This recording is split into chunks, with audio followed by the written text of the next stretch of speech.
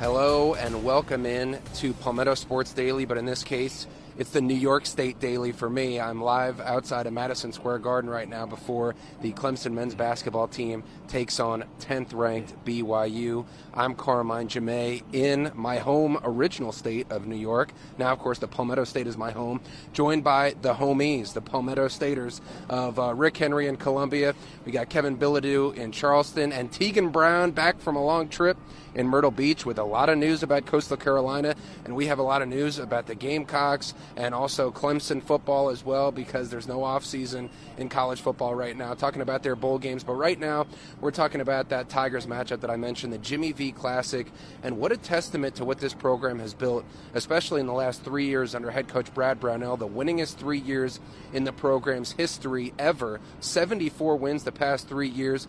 They almost took down number 12 Crimson Tide in Alabama, but lost by 6, 90-84 in their last game in the ACC-SEC Challenge. But now, as you see the hustle and bustle behind me, this hot dog stand in MSG, let's hear from my one-on-one with Coach Brad Brownell ahead of this marquee matchup in New York City.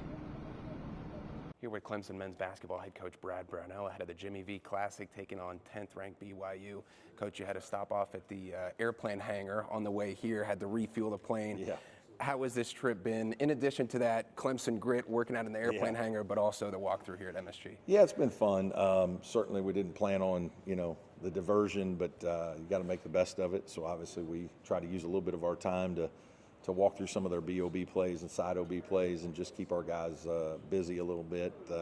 But then to wake up this morning and know that we're coming to MSG and to have a little shoot around, our guys are pretty pumped and excited. And obviously, I want them to be able to relax a little bit early in the game. I know we're going to have some butterflies. We want to be able to kind of put those aside and really play the kind of basketball we know we can play. So you guys are going up against this 10th-ranked BYU team, coming off the close one to 12th-ranked Alabama, and then BYU has A.J. DeBonsa, possibly the top pick in the draft. You could win your 300th game with Clemson men's basketball here tonight. What are the biggest things that on the national stage you want people to see from Clemson men's hoops? Well, I hope they just see a group of guys that really get along, care about each other, and compete at a high level. That's what we're trying to instill in our players. It's an ongoing process as you have so many new guys. Our Clemson grit motto, we believe in that and think that our guys are starting to take on that identity. And we're going to have to play at an extremely high level. BYU is about as talented as anybody. A.J. DeBonsa might be one of the top 2 or 3 picks in the draft. And so we're going to have some matchups that are going to be a little bit challenging for us, but we've got a couple things in place that we hope can offset that and give us a real opportunity to try to win the game. Well, thanks so much, Coach. Can't wait to see Appreciate and show everybody the Tigers team on a national stage. For Palmetto Sports, Carmine Jamay. All right, guys, so big-time matchup. And the other matchup is also massive because you have a top 20 Florida team and a top 10 UConn team, which combined have won each of the last 3 national titles. So that's the second game right after the Tigers take on 10th-ranked BYU. And, Kevin, what a testament to this Tigers team and what they've built over the past few seasons. Just a couple years ago, making that run to the Elite Eight, the furthest they've ever been. And also a very balanced team because on this team you got 8 players averaging 8 points or more for Clemson. So what do you think about the marquee matchup here in the Big Apple?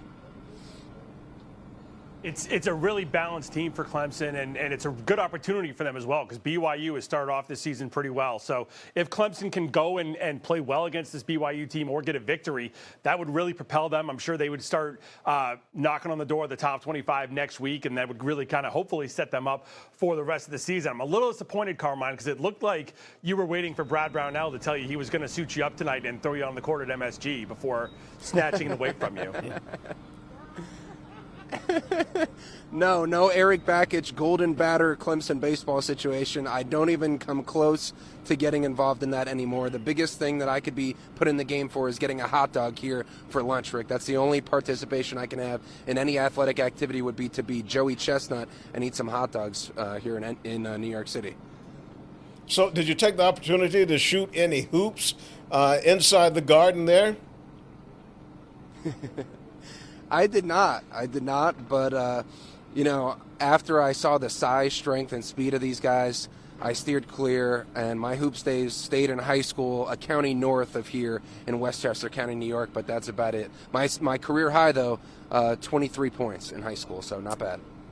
Wow, that's impressive. Well, when I was there in 2017 for the men's basketball tournament, and when the court was cleared after practice, the media got out there and we started shooting some hoops, and then they turned the lights off on us, but not before I hit a three-pointer. So that's my claim to basketball fame.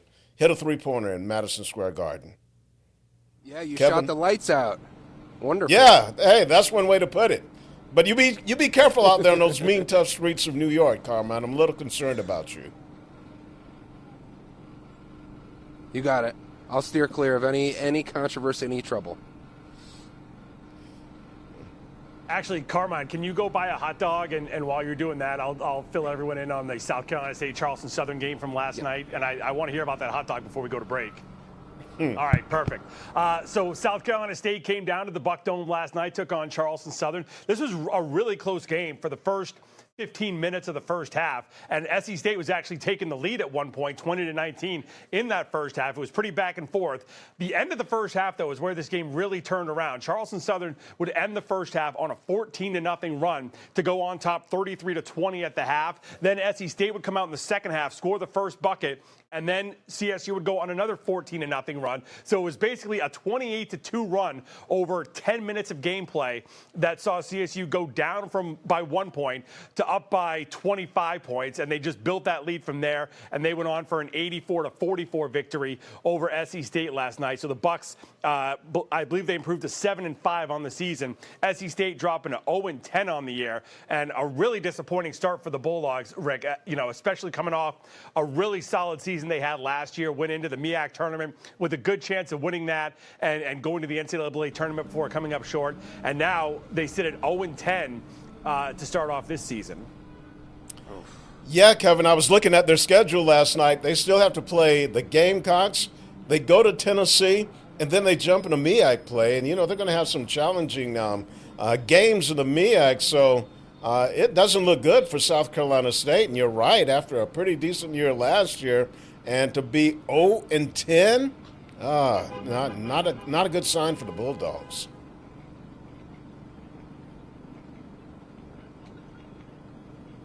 Carmine, hot dog update. I love how Nick, our producer, was just in your ear, Kevin, hot dog update, and then you're like, Carmine, hot dog update. But I do have an update. Great sports journalism here in New York City. $5 a hot dog, guys. So if anybody Venmos me, I can bring back full hot dogs, a full spread. That'd be $20. And Teagan, everybody can have a hot dog straight from New York City. So, but coming back right after this break, we'll talk about another event actually going on in New York City, the Pinstripe Bowl for Clemson football.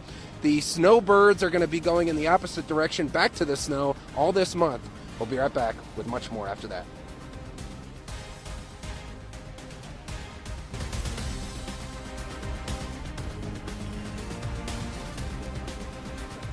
Welcome back into Palmetto Sports Daily, back here in the Palmetto State. Last block, I had a bit of an issue. Could not hear Carmine's adventures. I couldn't hear anything, but I heard that we almost convinced him to buy a hot dog. Apparently not. I know.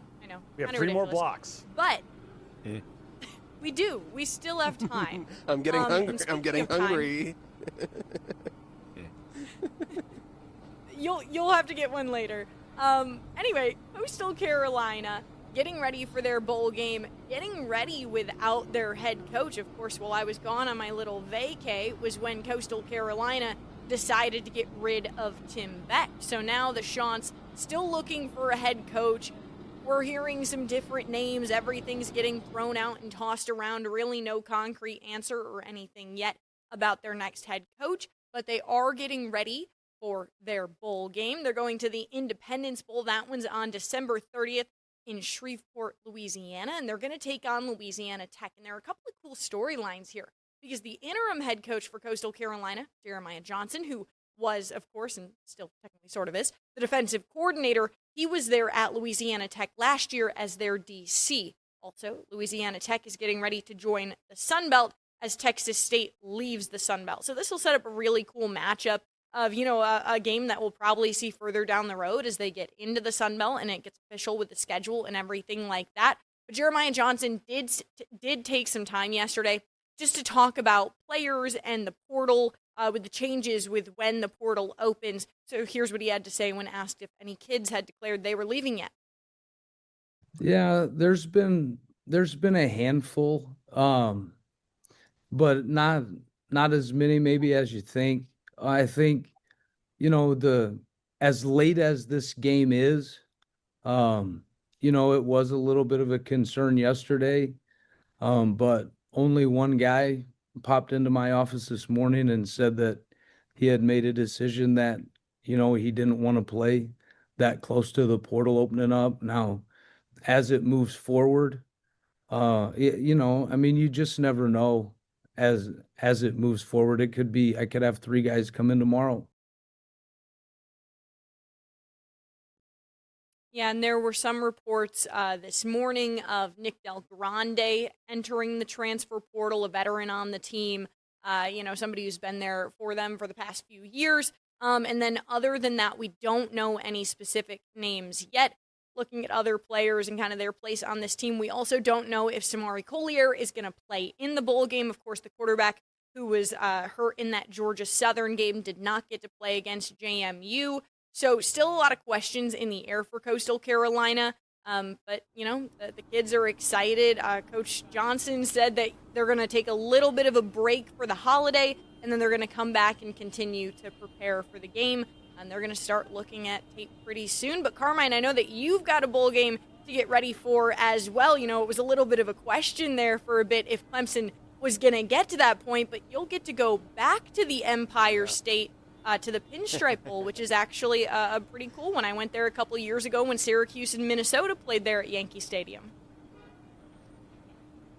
Okay, yeah, I can't wait. And I was talking about before the snowbirds, migrating from the northeast to the southeast, from New York to South Carolina or the tri-state area, and now they're just going to go back, migrate the other way, back up to the northeast for this month if they're basketball and football fans.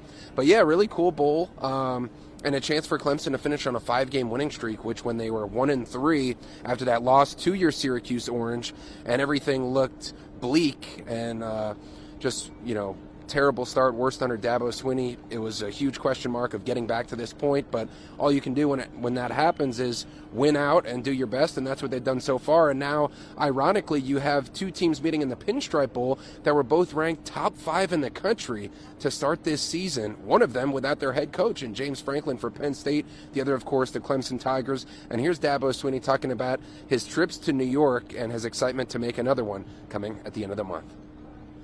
I was overwhelmed. I'd never seen anything like it. I was completely overwhelmed, and it's an amazing experience. And as far as what I'm looking forward to as a part of this bowl game is I'm really looking forward to going to the 9/11 memorial at the Stock Exchange. That'll be a pretty cool experience. And so I've been several times. I've been to a few games at Yankee Stadium now, and I actually have in my office, I have first base from Yankee Stadium from back in 2018. So I've been to a Knicks game, I've been to a Nets game. So I love all the sporting events. And then probably some of my best memories from New York of going up when they used to have the draft at Radio City every year. I've been there several times for that. And then I'm actually at the College Football Hall of Fame event that's going to happen tonight. And this event used to be in New York every single year. So every December I would go up to New York for a couple of days. So a lot of good memories in the city, and we've actually recruited a few kids from up there. And, you guys were talking about Eric Bakich putting me in for Clemson baseball, Brad Brownell putting me in for Clemson basketball. Dabo Swinney did not recruit me for Clemson football. I ended my eligibility in 6th grade tackle in Austin, New York, just about 45 minutes up the road here. But he mentioned the NFL draft, and we also got news about Avion Terrell, Clemson's all-conference cornerback, declaring for the draft. Peter Woods, Clemson's defensive tackle, declaring for the NFL draft. And a few others also expected from that junior class. We also know few weeks ago, Antonio Williams from Irmo, South Carolina, also declared, and all of them had eligibility left. So we'll see what happens. TJ Parker, also defensive end, expected to declare, has not yet. But Rick, big-time football in the Division II ranks as well. You're right, Carmine. The dream season continues for the Newberry Wolves. Saturday, they will play in the NCAA Division II semifinals for the first time. They're traveling to Big Rapids, Michigan to play the defending national champs, Ferris State. That game will kick off Saturday at noon. And if the Wolves fall behind early, you don't have to worry about someone pressing the panic button. Newberry was down 21-3 in the first quarter last weekend on the road at Albany State, the top regional seed. The Wolves rallied to beat the Golden Rams 31-24. They improved to 12-1. They're also 6-0 on the road. And Saturday's comeback was the third time this season Newberry has rallied from a 21-0 or 21-3 deficit to win the game. Here's head coach Todd Knight.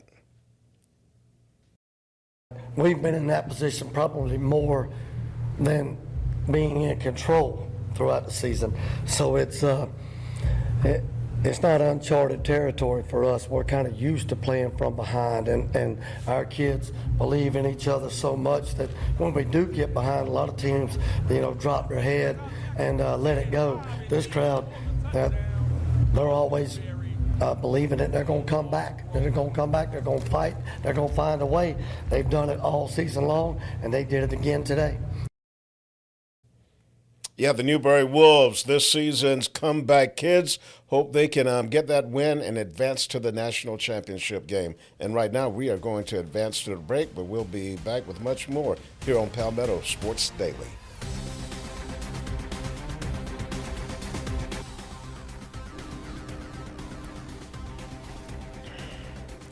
And welcome back to Palmetto Sports Daily, and we're still talking college football. Now, South Carolina's offense this past season, it was pretty anemic. Offensive coordinator Mike Shula is out. Mike Furry, the receivers coach, he finished up the season calling the plays, and now we have reports, including one from ESPN, that the Gamecocks have focused their attention on Kendall Browse. He is the offensive coordinator at TCU. And it seems like we're just waiting for everything to be finalized as far as the contract is concerned. And we should get a notice that the Board of Trustees is meeting to approve an athletics contract. Now, Browse is a finalist for the Broyles Award, which goes to college football's top assistant coach. This past season, TCU's quarterback Josh Hoover threw for over 3,400 yards and 29 touchdowns with 13 interceptions as TCU averaged nearly 31 points per game. That was 44th nationally. And South Carolina, they struggled mightily all season long trying to move the ball and put points on the board, ranking at the bottom of the SEC and in the bottom of the NCAA national ranking. So a lot of fans have been clamoring to hire Kendall Browse. And if that happens, Kevin, do you think we'll see vast improvement with the South Carolina offense?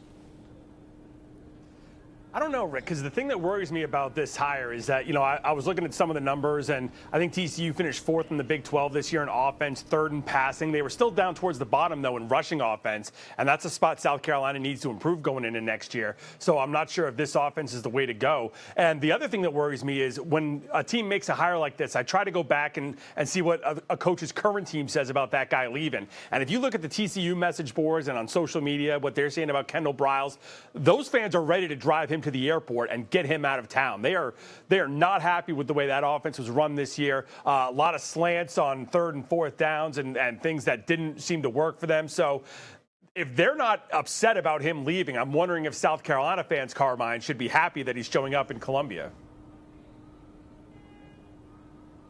Yeah, and you could say a similar thing about Clemson's current offensive coordinator, Garrett Riley, and, you know, we're hearing that he's in deep talks and strong consideration for the Coastal Carolina job because Clemson fans, you know, you could say maybe 1 foot in, 1 foot out as far as 50-50 on how Garrett Riley's done, but a lot of them think that this Clemson offense could have been a lot better this year. And so Teagan, hey, you know, could be a Palmetto State move for Garrett Riley. Yeah, I mean, like I said earlier, and like we've kind of talked about a little bit, whenever there's a job like this or any kind of opening or changing, there are going to be so many rumors just swirling around of who's taking over.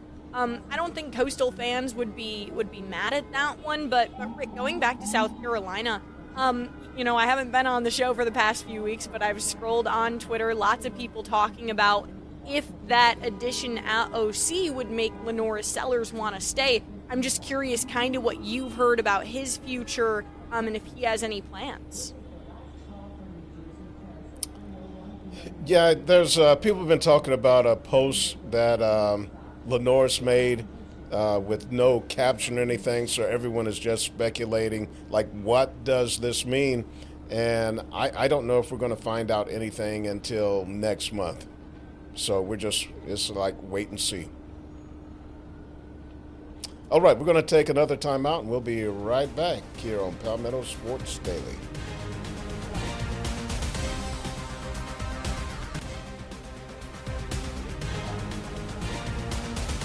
Welcome back in, closing out Palmetto Sports Daily, and we will talk much more about the 16-seed Furman Paladins' incredible run in the NCAA tournament for men's soccer. They're heading to Cary, North Carolina to take on Washington in the College Cup, which is basically the Final Four of men's soccer, in their head coach Doug Allison's 31st and final year. But I'm heading to this hot dog stand, which has been left unattended, and I don't know if there's anybody manning this station, but I think I'm going to get some relish, some chili, some onions, and then, oh my gosh, I'm like the Rain Man, but for pigeons. Anyway, they heard about the hot dog bun that I was going to get, and they flocked around. But anyway, I'm going to negotiate with this man here. He told me $5. I think I can get 2 for $5. Being a New Yorker, I'm a city slicker. But hey, Clemson men's basketball at Madison Square Garden against 10th ranked BYU, and we'll see you guys tomorrow in the Palmetto State.